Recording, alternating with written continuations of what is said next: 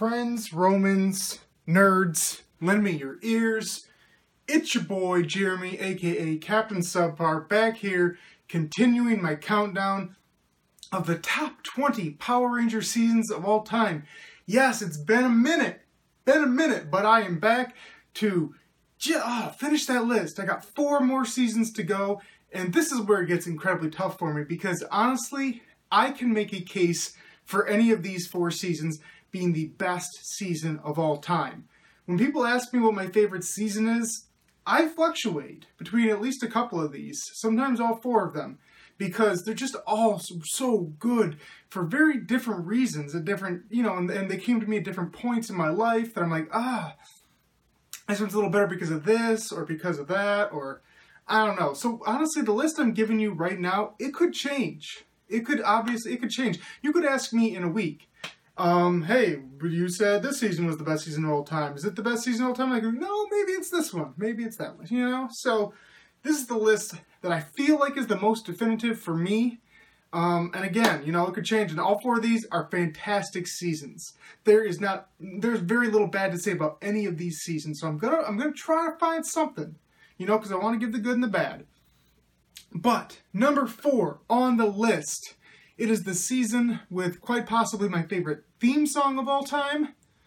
But, so good. And yes, that is Power Rangers Ninja Storm. Yes, Ninja Storm. I gotta tell you a quick story, just to preface this.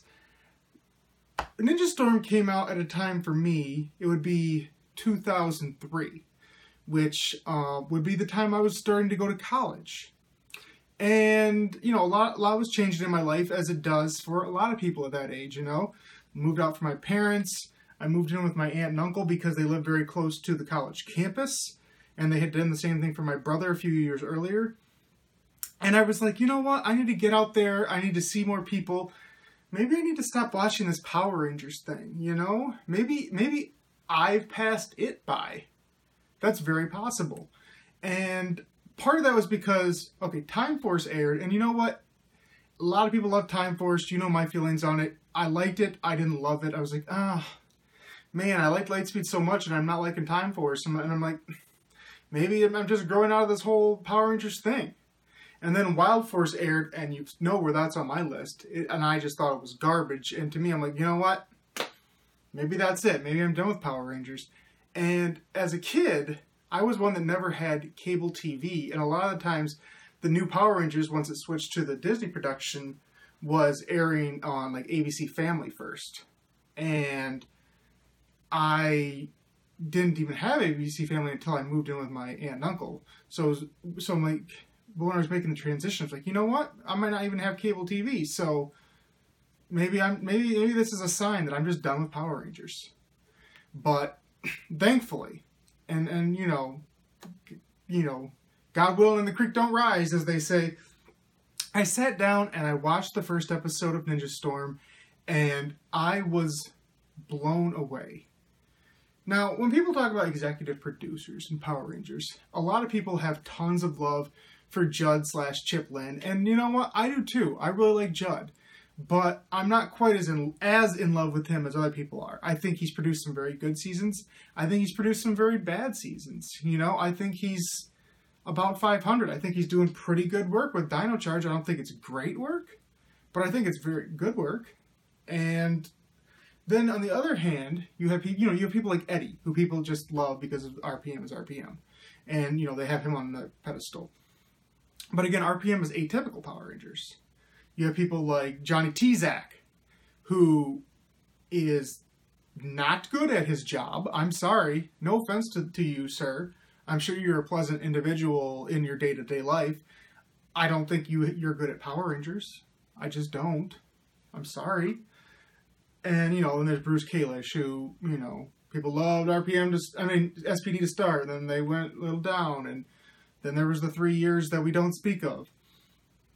But the one person that I think people need to, actually the 2 people that need to be spoken of more, besides Jackie, who behind the scenes, she isn't as in the forefront as the others, but she does great work too. Sometimes a little misguided, Mystic Mother. But, But the people that we need to concern ourselves with are Doug Sloan and Ann Austin. Like, Doug, they get Power Rangers. Doug especially just understands what the show should be, at least from my perspective. He knows how to, update with the times. He knows how to make jokes that, God forbid, are actually funny. Shock. They're actually hilarious. I actually laugh at them. And, he knows how to characterize the Rangers without going, too in-depth, too minutia.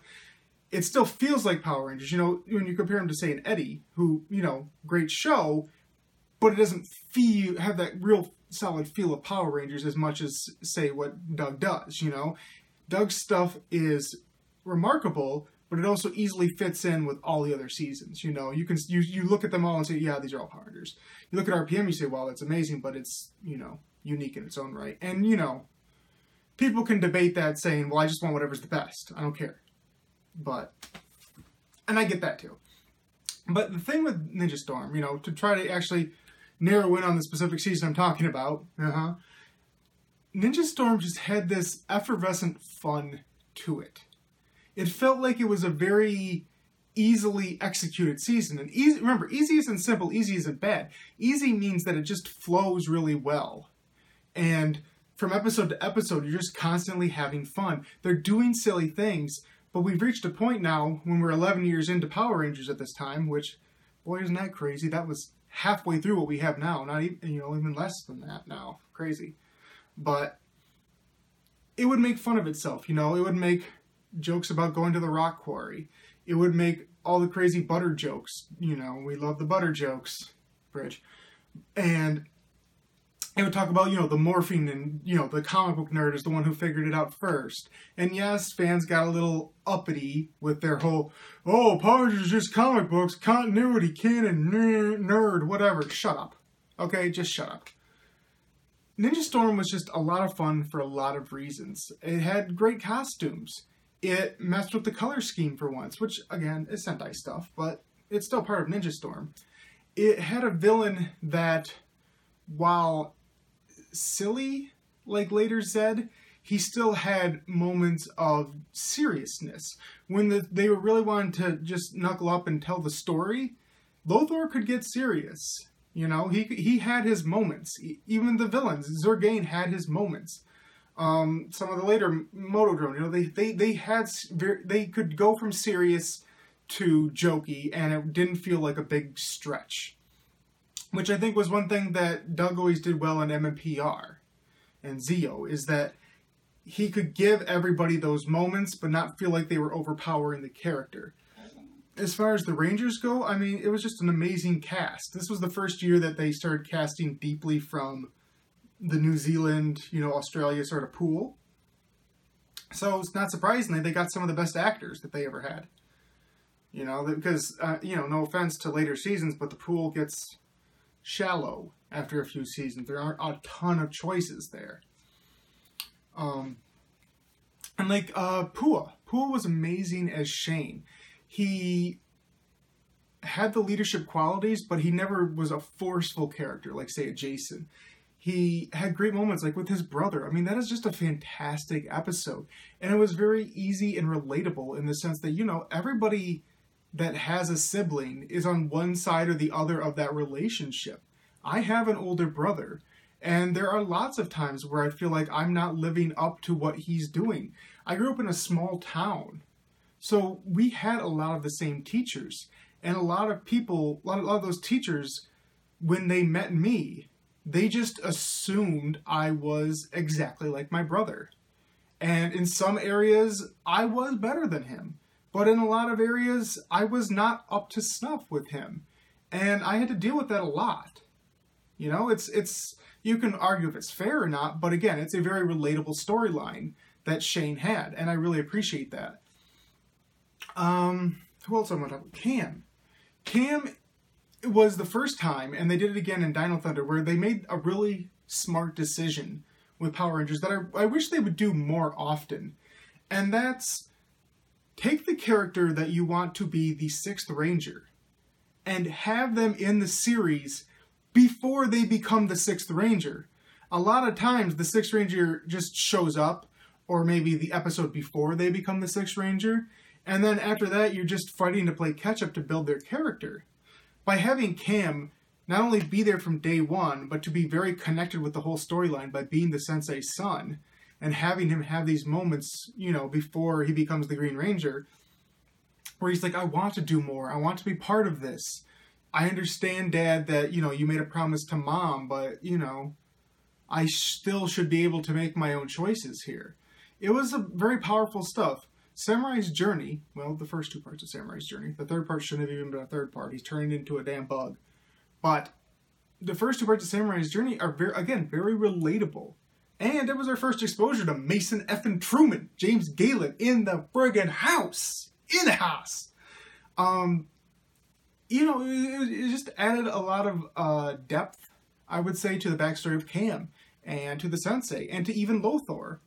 Like, it gave us some nice layers of character, which I think in a lot of series we don't really have. The Rangers don't have tons of relationships to the villains in many seasons.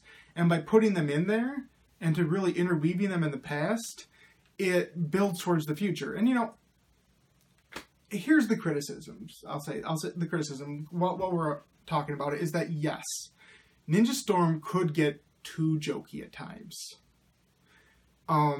There's always a time and place for humor. There's a time and place for seriousness. And I personally like my series to strike a nice balance of both. I would say Ninja Storm was more 60-40, 70-30 in the way of humor, which speaks to me personally, because if I have to pick one or the other, I pick the humor more often than not. I'm a person that when I go to the movie theater, I'm only going there to see either action flicks, you know, superhero sort of action flicks, or comedies. The only time I'd ever go see anything else is if I was on a date, to be real. So, you know, that's just how I operate. I'm the type of person who can be very serious in my mind a lot of the time, where I'm always too busy worrying and thinking about things. So when I enjoy my entertainment, I always tend to err towards the side of comedy. That's just me again. And, you know, too much comedy can't undercut your story. We talked about it before with Zed, where it's like, I understand why they wanted to nerf his character, but it became very hard to take him serious as a villain. You want to take your villain seriously. You want to believe that he can win. And they did a good job with Lothar at the end. You know, people can say that it was Doug pulling an about face halfway through. Doug and Ann pulling an about face. I like to think it was more planned. I think at the very least, it flows like it was planned. In the sense that he did have his villain army continue to grow, and the newer generals towards the end tended to be more ruthless and willing to turn their backs on the other villains. And so for Lothar to outthink them all and use them to gain power was a very clever idea. And, you know, people poke fun at Mara and Capri. They're the ones that they mention because they're like, okay, they're so jokey and, you know, useless throughout the entire series. Suddenly at the end they become malevolent and smart. And they say they were plain stupid the whole time. You know, it's hard to tell.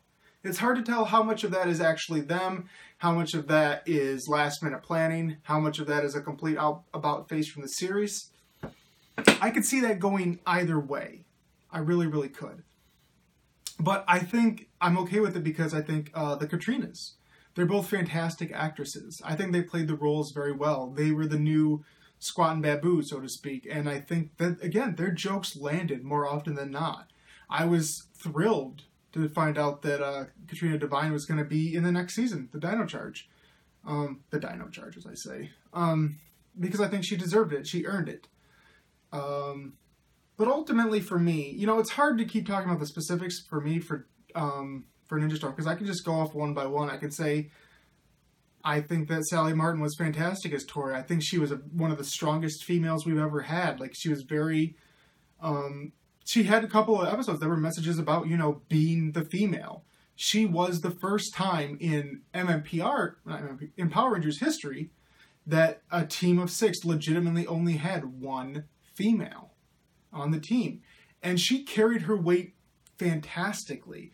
Like, she stood her own. She talked about, you know, being the female on the team. She was okay with it. She could control the guys when she needed to. She never felt like she was being marginalized. I think that was a great thing about this series, is that all 6 Rangers got plenty of focus episodes, or even combo focus episodes, where it's like nobody seemed to be neglected in the slightest, which is just fantastic, because most seasons that happens. But yeah, it was just a phenomenal cast. I wish we could meet more of them. Jorgito was at PMC last time. He'll be there this time as well, but I would love to see more. We've interviewed Jason Chan. He's just an amazing human being. Just a very driven dude. Love to talk to him. But yeah, we need to get more Ninja Storm up there. Ultimately, you know, to wrap up Ninja Storm, I'll say that it was a series that brought me back to the franchise. It reignited my love for the series. And there's only a few I can say did that. I think it was rekindled with Lightspeed. Ninja Storm was the biggest of them all. RPM did it. Dino Charge has done it to a lesser degree. But again, I love the comedy. It's spot on. Great cast. Great focus. Not 100% of it spectacular, like, finale storyline, but I think they got to it. They at least forced themselves to earn it near the end, to the point where seeing the 3 main Rangers out unmorphed, doing their poses, you know, fighting, it was very cool, very, I don't know, man, it was just a very neat concept, and it kind of laid the groundwork for Dino Charge and the team up.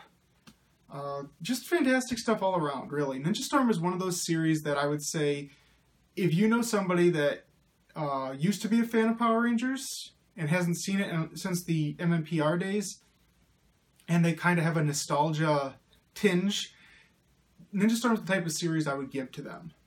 Because it has all the feels of the original era. You know, it's newer stuff. It doesn't belabor anything. It doesn't play too much to nostalgia. It's just a very solid, fun series. And you know, that's the main thing, fun. I just can't watch a Ninja Storm episode without smiling. It's just really enjoyable. Anyway, that is number 4. Number 3, it is getting even harder to pick between the 3 that remain. I'm gonna do it. I'm going to say that number 3 is Power Rangers Zeo! Yes, Zeo. I know a lot of people thought this was number 1. Sorry, Zeo is not number 1 on my list. It is at times. I mean, trust me, it is at times. Zeo is another one that just ignited something in me as a kid.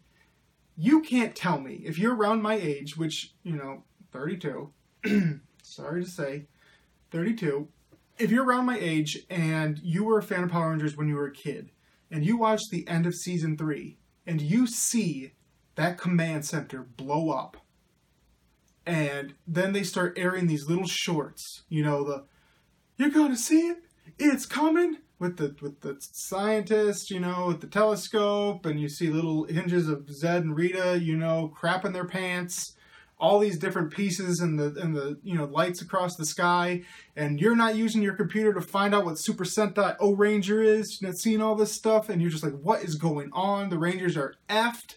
What's coming? Man, as a kid, I was just freaking losing it, just wondering in my head, like, what is going on? What could be happening? Oh my gosh, it was just exciting, you know? That excitement that you really can't get very often as an adult. You know, that's very child specific. For me, Zeo is the culmination of all the things that the writers and producers of Power Rangers learned from the first 3 seasons of MMPR. All the good stuff, all the bad stuff, all the trials and tribulations. They put it all together, and they just made a really solid season that said, you know what? Most, if not all of these characters are established.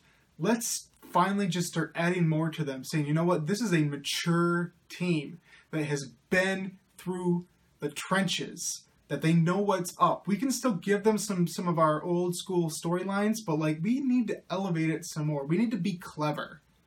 And Zeo was clever. Zeo added a backstory for Tommy with his brother. Like, we can laugh because the whole Native American thing seems a little sketch, but they gave him a story.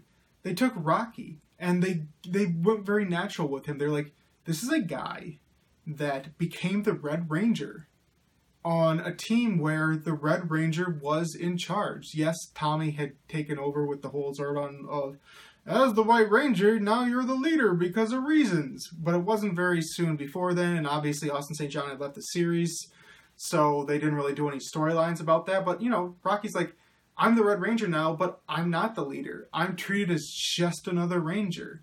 And now that we switch to Zeo, Tommy takes my color, I'm pushed down to blue, and once again, being red means leader. So it's like, okay, red meant leader when Jason was red meant leader when Tommy was red, but when Rocky's red don't mean leader. That would be demoralizing.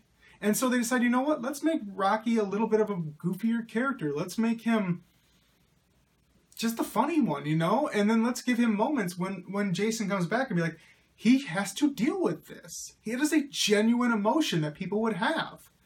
Adam and Tanya had a thing where it's like, they kind of are flirtatious, and then she's got the Sean, and then it's always kind of like, we want to push the relationship, but they don't. I've heard rumors that they didn't push it because the idea of two minorities in a relationship, they weren't huge on that, which would suck if that was true. I don't know if it would be Saban or Fox or whomever, but that's disappointing. But at least it felt like there was something there, like they had a closer bond. And Catherine is dealing with, she likes Tommy, but Kimberly's still a person who exists. And then let's bring in VR Troopers chick for the Snow two-parter. Like, it felt like the Rangers as a group were dealing with more adult situations. Not adult in, the obvious sense, drama, blah, blah, blah, but like, it wasn't just simple, oh man, math homework. Like, they were actual dilemmas. I don't think the Machine Empire was a super strong villain group. I think they had their moments. I think they were necessary at a time where Zed and Rita had been completely nerfed. Unless you're going to make Master Vile the straight-up main villain and do some cool stuff with him, you needed to cut the cord and do something fresh. It was time to say, you know what? I'm sick of Frankensteining all this footage from different Sentai. We're just going to do the one. We're just going to change every year. It was time for that. Zeo has fantastic suits. Straight-up fantastic suits. The Gold Ranger is still one of my favorite designs of all time. I fluctuate between the Gold Ranger and the White Dino Thunder Ranger, which is my favorite suit of all time, but it's one of them. They're both fantastic. The trade characters were disappointing, to say the least. I guess they existed just because they wanted all your guessing of who the Gold Ranger is to have to be for naught, so they could pick whoever they wanted. But, it does, and even as a kid at that time, I'm like, that's Ryan Steele's voice. Why is the Gold Ranger not Ryan Steele? And like a lot of people, I was disappointed the powers didn't go to Billy. It kind of made sense.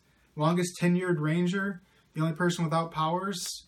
Like, he deserves to be the 6th Ranger. He deserves to finally get the spotlight. Obviously, as you know, and No Pink Spandex, if you've watched our interview, or you probably just know by now, David Yost had his problems behind the set with certain individuals, and he left the series. Maybe he would have been the Gold Ranger if they didn't have these problems. Maybe not. I don't know. But yeah, that's a big blow. I was never the biggest Jason fan, so when Austin came back, I'm like, that's okay. Kind of would have rather had Walter if I had to pick one of them. But, they don't want to do the black guy with the black suit, so maybe that was a thing. I don't know. But Zeo's just one of those series that I think it really does a great job, much like Ninja Storm, of balancing the one-off episodes with the multi-parters or the ones that flow into each other, where you don't necessarily need to see all the episodes beforehand to know what's going on now, but sometimes it helps. Sometimes you get little pieces that go towards the future. I think all of the actors were just getting much better at their jobs. I think they were willing to take more risk too.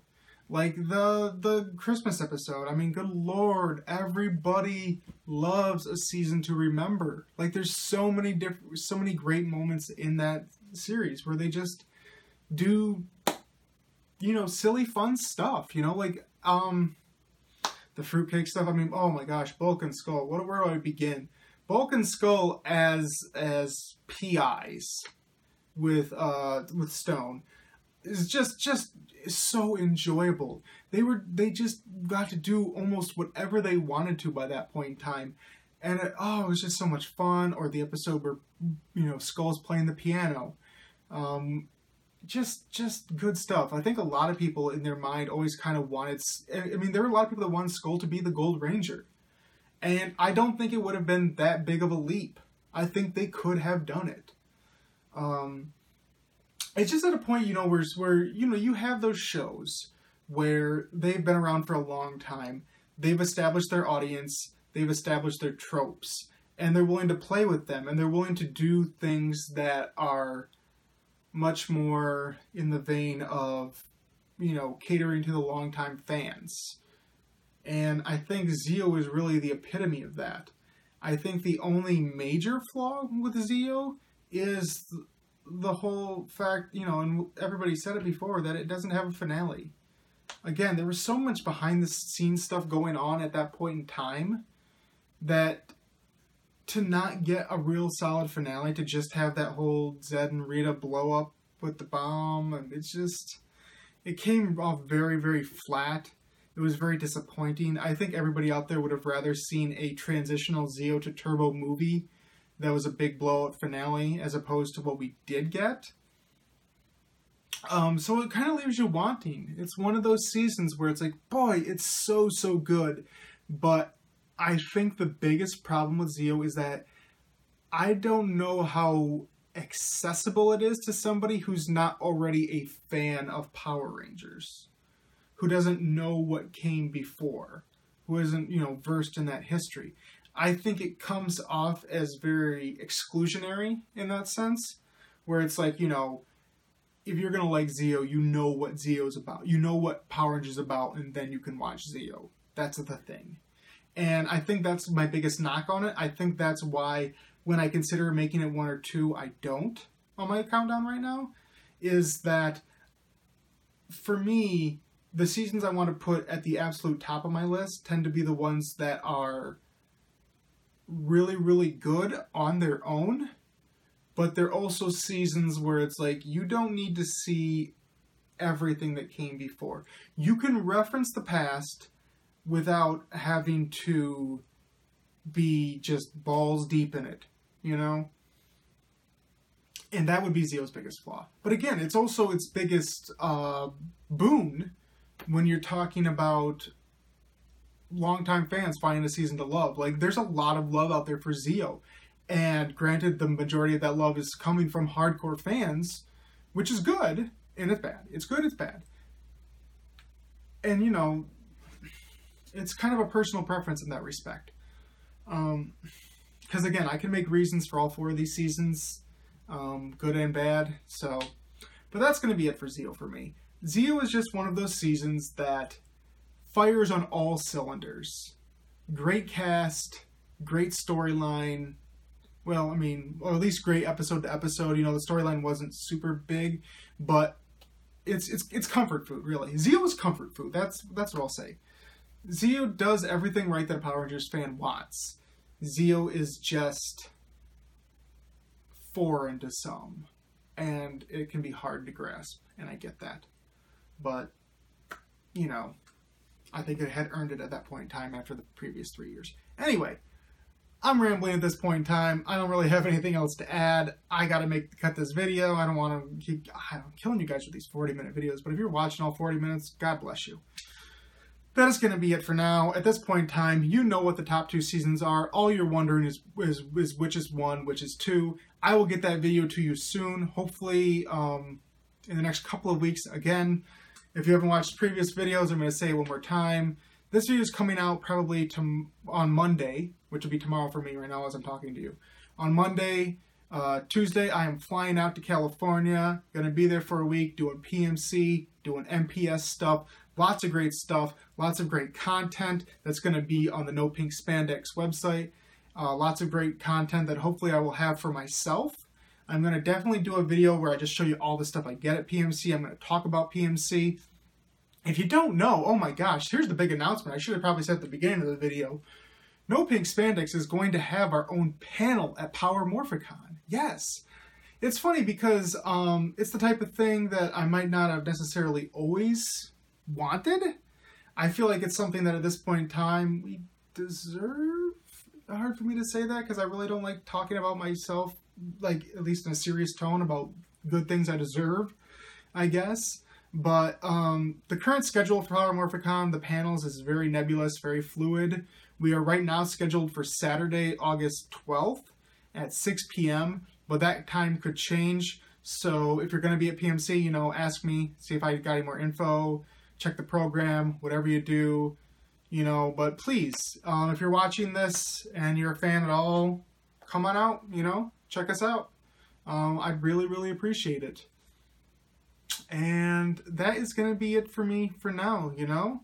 I'm really geared up for PMC. I'm going to put this video, I'm going to upload this, I'm going to start packing. It's go time. But again, as always, like this video if you like it. Subscribe if you haven't subscribed to my channel. I would really appreciate it. Give me a comment, you know, that's always fun. Share this video with anybody that you think likes Power Rangers, likes No Pink Spandex, likes this ugly mug right here that needs to shave. I don't know. Just, you know, please, I appreciate every single one of you. This is a lot of fun. I really hope you're enjoying it. And that's it, you know. I will see you very, very soon with PMC goodness, with unboxing videos, with the finale of this countdown. Probably going to start another countdown after that. You just don't know. But I always got the good stuff for you. Deuces. Deuces. PMC. ZO. MPS.